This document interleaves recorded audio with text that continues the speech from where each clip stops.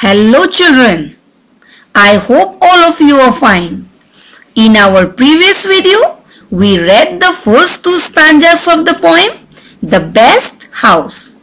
Here we came to know which is the best house for the mouse and the sparrow. So children, let us revise once again. A mouse so very small lived in a hole in the wall. I like my cozy house, said the tiny little mouse. In these 4 lines, we got to know about the mouse who lives in a hole in the wall. Even if his house is a small hole, but he likes his house very much and says that it is a cozy, a comfortable place to live in. So now children, let's go to the second stanza. A sparrow in her nest said, my home is the best. It's super, that's the word, said the funny little bird. Here in these 4 lines, we got to know about the sparrow who says that her nest is the best house for her. She describes her nest in one word. What is that word, children? Do you remember? Yes, it's super. So now, let us read the last 2 stanzas of the poem and try to find out which house is the best for the ginger kitten and the poet. Let's start with the 3rd stanza.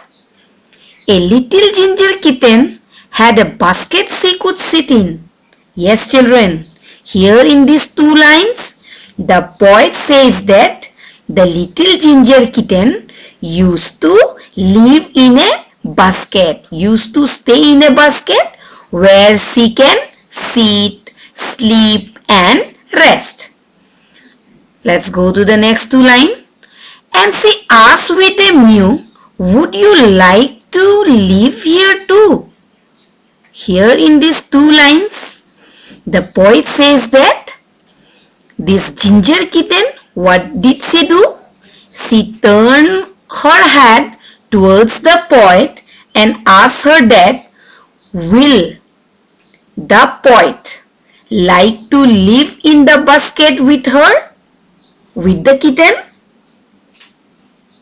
So children, where does the kitten live? The kitten lives in the basket. So she feels comfortable in the basket. So now tell me children, tell me one thing. Will the poet like to stay in the basket with the kitten? What do you think? What is your answer? Come, let's find out in the last stanza. Now, let's see what the poet replies. I am too big for a mouse hole. Here in this line, the poet says to the mouse that she won't fit in the mouse hole as the mouse hole is so small. Next, and I can't live in a tree. Here in this line, again the poet says that she can't live in a tree like the sparrow. Next, I would squash a kitten's basket. Squash means break. I would squash a kitten's basket. Here in this line, the poet says that if she even tries to get in the basket would break because she is too big and heavy for it. Next, last line. My house is just right for me. So at last, in this line, the poet says that her own house is the right place for her. Because the mouse hole is too small. She can't live in a tree. And if she tries to get inside the basket will break. So the best is her house itself is the best place for her. So children, we have completed the poem.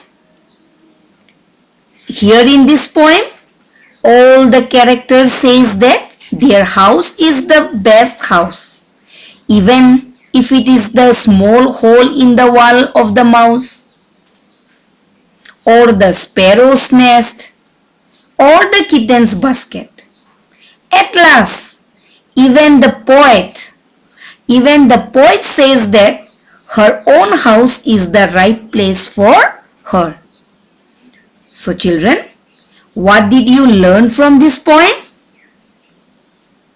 From this poem, we learned that no place is as comfortable as our own home. So, our own home is the best place for us. Okay children. So, let's go to the next slide to see some word meanings. Come children.